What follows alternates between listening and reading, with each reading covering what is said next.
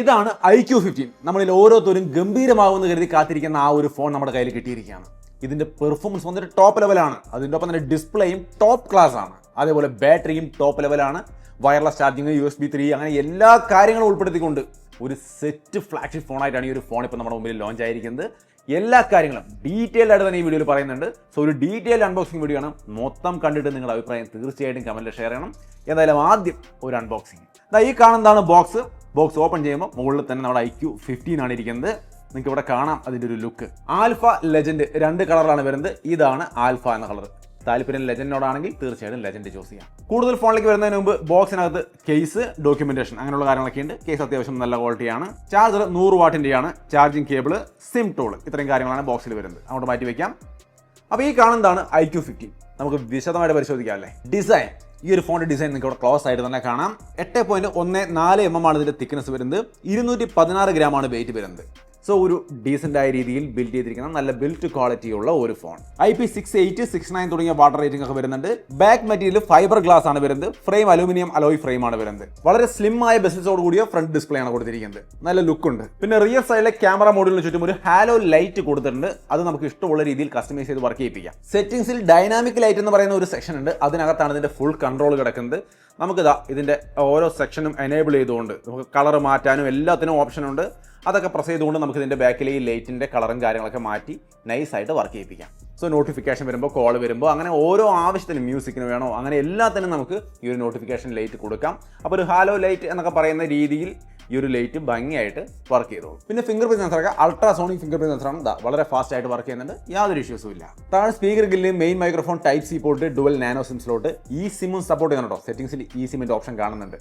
അതേപോലെ type C പോർട്ടിലേക്ക് വന്നു കഴിഞ്ഞാൽ USB 3.2 ജനറേഷൻ 1 ആണ് വരുന്നത്. സോ അതൊക്കെ ടോപ്പായിട്ട് കൊടുത്തിരിക്കുന്നു. റൈറ്റ് സൈഡിൽ power button, volume button, left side clean ആണ്. ടോപ്പിൽ സ്പീക്കർ ഗില്ല്, IR സെൻസർ, അതേപോലെ നോയ്സ് ക്യാൻസലിംഗ് മൈക്രോഫോൺ. ഫ്രണ്ടും റിയർ സൈഡും ഒക്കെ നിങ്ങൾ ഓൾറെഡി കണ്ടു കഴിഞ്ഞു. സോ നല്ല ഡിസൈനിൽ വേണ്ടുന്ന എല്ലാ സംഭവങ്ങളും അടക്കം അടിപൊളിയായിട്ടുള്ള ഡിസൈൻ. ഡിസ്പ്ലേ ഇത് വന്നിട്ട് വൺ ഓഫ് ദി ബെസ്റ്റ് ആണ്. 6.85 ഇഞ്ച് വരുന്ന സാംസങ്ങിന്റെ 2K M14 ഡിസ്പ്ലേ ആണ് വരുന്നത്. OLED ഡിസ്പ്ലേ ആണ്. 144 ഹെർട്സിന്റെ റീഫ്രഷ് റേറ്റ് ഗെയിമിംഗിൽ കിട്ടും. ഗെയിം കളിക്കുമ്പോൾ 144 ഹെർട്സ് കിട്ടും. അല്ലാത്ത പക്ഷം 120 ഹെർട്സ് ആണ് നോർമൽ യൂസിന്. അടിപൊളിയാണ്. 120 ഹെർട്സ് സൂപ്പറായിട്ട് കിട്ടും. ഗെയിം കളിക്കുമ്പോൾ കുറച്ച് കൂടുതലും കിട്ടും. പിന്നെ 2600 നിറ്റ്സിന്റെ ഹൈ ബ്രൈറ്റ്നസ് മോഡലുള്ള ഡിസ്പ്ലേ ആണ് ഇരിക്കുന്നത്. അതായത് ഇന്ത്യസ് ബ്രൈറ്റസ്റ്റ് ഡിസ്പ്ലേ ആണ് നമുക്ക് ഈ ഒരു ഫോണിൽ കിട്ടുന്നത്. iPhone 17 Proയിലേക്ക് ഇരിക്കുന്ന ആ സെയിം പാനലാണെന്നാണ് പറയുന്നത്. നല്ല ക്വാളിറ്റി ആണെന്ന് നിങ്ങൾക്ക് ഇവിടെ കാണാൻ എന്തായാലും വിഷ്വൽ ക്വാളിറ്റി ഒക്കെ. ആന്റി റിഫ്ലക്റ്റീവ് ഫിലിം ഒക്കെ വരുന്നുണ്ട്. 130 ഹെർട്സിന്റെ ടച്ച് സാമ്പിളിംഗ് റേറ്റ് ആണ് നോർമൽ സെനാരിയോസിൽ. ഇൻഡസ്ട്രി ലീഡിംഗ് 3200 ഹെർട്സിന്റെ ഇൻസ്റ്റാന്റ് ടച്ച് സാമ്പിളിംഗ് റേറ്റും വരുന്നുണ്ട്. ഞാനിവിടെ പല ഗെയിമുകൾ കളിക്കുന്നുണ്ട്. കോൾ ഓഫ് ഡ്യൂട്ടി കളിക്കുന്നുണ്ട്, BGMI കളിക്കുന്നുണ്ട്, ജംഗ്ഷൻ ഇമ്പാക്റ്റ് എല്ലാം ഞാൻ ഇവിടെ കളിക്കുന്നുണ്ട്. സെറ്റാണ്. പിന്നെ ഇതിനകത്ത് 360 ഹെർട്സിന്റെ 10 ഫിംഗർ ടച്ച് സാമ്പിളിംഗ് റേറ്റും വരുന്നുണ്ട്. അതായത് ഗെയിമേഴ്സിന് വേണ്ടിയിട്ട് കൂടുതൽ ഫിംഗറുകൾ ഒരേ സമയം ടച്ച് ചെയ്ത് വർക്ക് ചെയ്യുന്നിടത്തും പക്കാവായിട്ട് വർക്ക് ചെയ്തോളും. പിന്നെ ഇതിന്റെ സ്പീക്കർ സെറ്റപ്പും അടിപൊളിയാണ്. സൗണ്ട് സാമ്പിൾ ജസ്റ്റ് ഒന്ന് കേൾപ്പിക്കാം.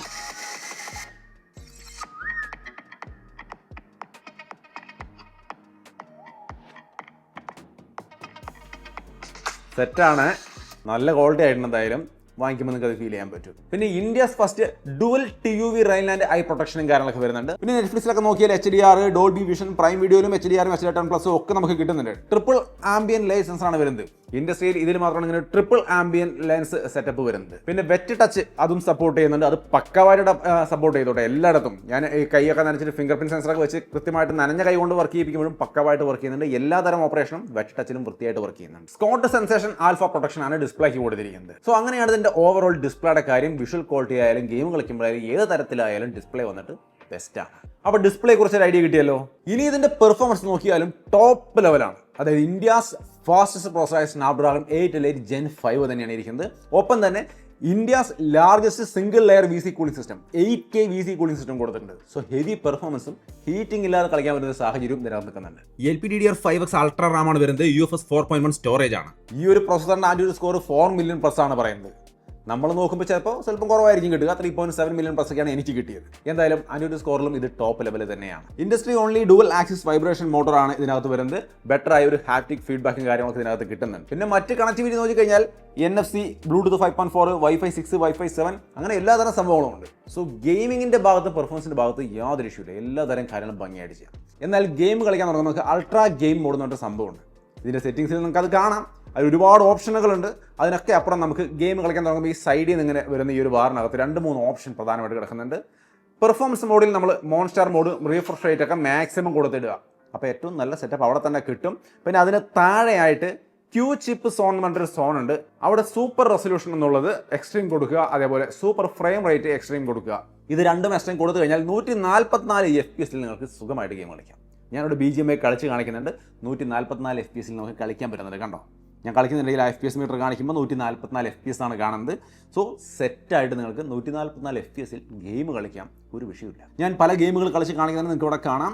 ജംഗ്ഷൻ ഇമ്പാക്റ്റ് ഒക്കെ കളിക്കുമ്പോൾ നിങ്ങൾക്ക് റേ ട്രേസിംഗ് അടക്കം സപ്പോർട്ട് ചെയ്യുന്നുണ്ട്. അതും നിങ്ങൾക്ക് ഈ ക്യൂ ചിപ്പിന്റെ ഭാഗത്ത് കാണാം. ആ ക്യൂ ചിപ്പ് സോൺ എന്നുള്ള ഭാഗത്ത് വന്നു കഴിഞ്ഞാൽ താഴെയായിട്ട് റേ ട്രേസിംഗ്, അത് നിങ്ങൾ ഓൺ ചെയ്ത് കഴിഞ്ഞാൽ റേ ട്രേസിംഗ് അടക്കം നിങ്ങൾക്ക് ജംഗ്ഷൻ ഇമ്പാക്റ്റ് അടിപൊളിയായിട്ട് കളിക്കാം. പിന്നെ ക്യൂ ചിപ്പ് സോണിൽ നമുക്ക് സൂപ്പർ റെസൊല്യൂഷൻ എക്സ്ട്രീം കൊടുക്കുമ്പോൾ നമുക്ക് 2K റെസൊല്യൂഷനിൽ ഗെയിം കളിക്കാൻ പറ്റും. അപ്പോൾ ആ ഒരു സംഭവം എനേബിൾ ചെയ്യാൻ മറക്കണ്ട കേട്ടോ. ഈ FPS കൂടുന്ന കൂടുതൽ അതും കൂടി കിട്ടുന്നുണ്ട്. 144 FPS ലോസ്ലെസ് ഫ്രെയിം ഇന്റർപോളേഷൻ ആണ് വരുന്നത്.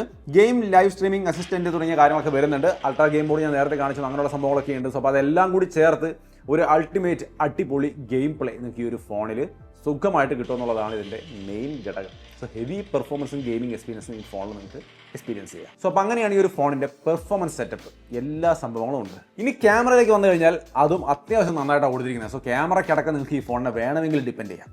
സാമ്പിൾ കണ്ടു നോക്കൂ. 50 MP ട്രിപ്പിൾ ക്യാമറ സെറ്റപ്പാണ്. മെയിൻ ക്യാമറ 50 MP സോണി ക്യാമറയാണ് വരുന്നത്. ലാർജ് സെൻസറാണ്, OIS സപ്പോർട്ട് അടക്കം വരുന്നുണ്ട്.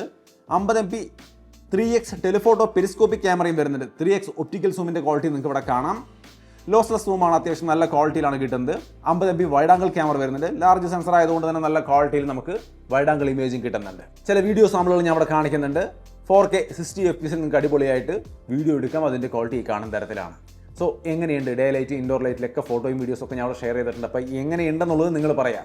അത്യാവശ്യം നല്ല സെറ്റപ്പായിട്ട് ഇതിൻ്റെ ക്യാമറയും എനിക്ക് തോന്നി. ഫ്രണ്ട് ക്യാമറ 32 മെഗാപിക്സലിൻ്റെയാണ്. അതിൻ്റെ സാമ്പിളും കണ്ടോളൂ. ആർട്ടിഫിഷ്യൽ ലൈറ്റിലും ഡേ ലൈറ്റിലും എടുത്ത ഫോട്ടോസൊക്കെ ഞാൻ അവിടെ കാണിക്കുന്നുണ്ട്.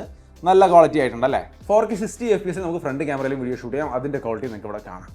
സോ അപ്പോൾ അത്യാവശ്യം നല്ലൊരു ഫോട്ടോ ക്യാമറ, വീഡിയോ ക്യാമറ, അങ്ങനെ എല്ലാ സെറ്റപ്പും ഇതിനകത്ത് വരുന്നുണ്ട്. നിങ്ങൾക്ക് ഇഷ്ടപ്പെട്ടോ എന്നുള്ളത് നിങ്ങൾ നോക്കുക, എന്നിട്ട് മാത്രം ചൂസ് ചെയ്യുക. ഇനി ഇതിൻ്റെ ബാറ്ററി ആണെങ്കിലും ടോപ്പ് സെറ്റപ്പ് തന്നെയാണ്. 7000 mAh ബാറ്ററി ഉണ്ട്, 100 വാട്ടിൻ്റെ ചാർജിംഗ് ഉണ്ട്, 40 വാട്ടിൻ്റെ വയർലെസ് ചാർജിംഗ് സപ്പോർട്ട് ചെയ്യുന്നുണ്ട്, റിവേഴ്സ് ചാർജിംഗ് അടക്കം സപ്പോർട്ട് ചെയ്യുന്നുണ്ട്. ബാറ്ററിയുടെ സെക്ഷനിൽ വേണ്ടതൊക്കെ എനേബിൾ ചെയ്തിട്ട് ഉപയോഗിക്കുക. അതൊക്കെ അടിപൊളിയായിട്ട് കൊടുത്തിരിക്കുകയാണ്. പിന്നെ ബാറ്ററി ലൈഫ് എക്സ്റ്റൻഡർ മോഡ് എന്ന് പറയുന്ന മോഡൊക്കെ ഉണ്ട്. അതൊക്കെ ഇട്ട് സെറ്റായിട്ട് അങ്ങ് ഉപയോഗിച്ചു. ബാറ്ററിയും അടിപൊളി സെറ്റപ്പാണ്. പിന്നെ ഇതിൻ്റെ സോഫ്റ്റ്വെയറിലേക്ക് വന്നു കഴിഞ്ഞാൽ ഒറിജിൻ OS ആണ്. സോ നല്ല ക്വാളിറ്റി ആണെന്ന് ഓൾറെഡി നമുക്കറിയാം. കാരണം ഇതിനെക്കുറിച്ച് ഒരുപാട് പേര് അപ്രീഷിയേറ്റ് ചെയ്ത് കഴിഞ്ഞു. ഡീറ്റെയിൽ വീഡിയോ നമ്മുടെ ചാനലിലുണ്ട്, ലിങ്ക് അവിടെ കൊടുക്കാം, ഒന്ന് കണ്ടു നോക്കിക്കോ. അതിൻ്റെ എല്ലാ വിവരങ്ങളും അതിൽ നിന്നറിയാം. മെയിൻ സംഭവങ്ങൾ ഒന്ന്, ഏറ്റവും നല്ല യൂസർ എക്സ്പീരിയൻസ് ആണെന്നുള്ളതാണ്. കൺട്രോൾ സെൻറ്ററൊക്കെ നമുക്ക് ഏറ്റവും പുതിയ ഡിസൈനിൽ നൈസായിട്ട് കൊടുത്തിരിക്കുകയാണ്. യൂസർ എക്സ്പീരിയൻസ് ആയാലും നമുക്കിവിടെ കാണാം. ഓരോ ആപ്പ് ഓപ്പണിംഗ് സ്പീഡൊക്കെ വളരെ സ്മൂത്താണ്. റീസെൻറ്റ് ടാബിലൂടെ നമ്മൾ സ്ക്രോൾ ചെയ്യുമ്പോഴും വളരെ സ്മൂത്ത് ആൻഡ് നൈസായിട്ട് വർക്ക് ചെയ്യുന്നുണ്ട്. യാതൊരു ഇഷ്യൂസും ഇല്ല. So UI പക്കയാണ്. 5 വർഷത്തെ ആൻഡ്രോയിഡ് അപ്ഡേറ്റും 7 വർഷത്തെ സെക്യൂരിറ്റി അപ്ഡേറ്റും കമ്പനി ഓഫർ ചെയ്യുന്നുണ്ട്. സോ കുറേ അധികം കാലത്തേക്ക് നമുക്ക് ഉപയോഗിക്കാം. പിന്നെ ചില സ്പെഷ്യൽ ഫീച്ചേഴ്സ് ഒറിജിൻ OSൻ്റെ നോക്കിയാൽ ഒറിജിൻ ഐലൻഡ് നമുക്ക് മുകളിൽ ആ ക്യാമറയുടെ ഭാഗത്ത് നിന്ന് ഒറിജിൻ ഐലൻഡ് എന്ന് പറയുന്നതിൽ പലതരത്തിലുള്ള ടൈമറോ അല്ലെങ്കിൽ ലൈവ് ആക്ടിവിറ്റിയോ മ്യൂസിക്കോ ഒക്കെ ആ ഒറിജിൻ ഐലൻഡിൻ്റെ ഭാഗത്ത് വരും. വളരെ കൺവീനിയൻ്റ് ആണ്. പിന്നെ ഫ്ലിപ്കാർട്ട് എന്ന് പറയുന്ന ലോ സ്ക്രീൻ വാൾപേപ്പർ സംവിധാനം. നമ്മൾ ഫോൺ ചരിക്കുന്നതിനനുസരിച്ച് ഡിസ്പ്ലേയിൽ വാൾപേപ്പറുകൾ മാറി മാറി വരുന്ന സെറ്റപ്പ് ചെയ്യാൻ സിമ്പിളാണ് കേട്ടോ. ഇതിൻ്റെ സെറ്റിംഗ്സിൽ home screen and lock screen എന്നുള്ള സെക്ഷനിലേക്ക് കയറിയിട്ട് ലോ സ്ക്രീൻ എന്ന ഭാഗത്തേക്ക് വന്നു കഴിഞ്ഞാൽ അവിടെ ആ ഓപ്ഷൻ സെലക്ട് ചെയ്യാം. പലതരത്തിലുള്ള ഓപ്ഷൻ ഉണ്ട്. അതിൽ നിന്ന് ഫ്ലിപ്കാർട്ട് എന്നുള്ളതിൽ ഒരെണ്ണം സെലക്ട് ചെയ്യുക. താഴെ വാൾപേപ്പർ സെലക്ട് ചെയ്യാനുള്ള ഓപ്ഷൻ ഉണ്ടാവും. അതിൽ റീപ്ലേസ് ഓൾ കൊടുക്കുക. നമ്മുടെ 2-3 ഫോട്ടോ എടുത്തിട്ട് കൊടുക്കുക. വേണ്ട രീതിയിൽ ഒന്ന് അഡ്ജസ്റ്റ് ചെയ്ത് വെക്കുക. അപ്ലൈ കൊടുത്തു കഴിഞ്ഞാൽ സെറ്റായി. പിന്നെ നമ്മൾ ഫോൺ ചരിക്കുന്നതിനനുസരിച്ച് സ്ക്രീനിലെ വാൾപേപ്പർ ഇതുപോലെ ഇങ്ങനെ മാറി മാറി വന്നു. നൈസ് പരിപാടിയാണ്, ചെയ്ത് നോക്കിക്കോ. ഇങ്ങനെ ഒട്ടനവധി കാര്യങ്ങളുണ്ട് കേട്ടോ ഒറിജിനൽസിൻ്റെ ഭാഗത്ത്.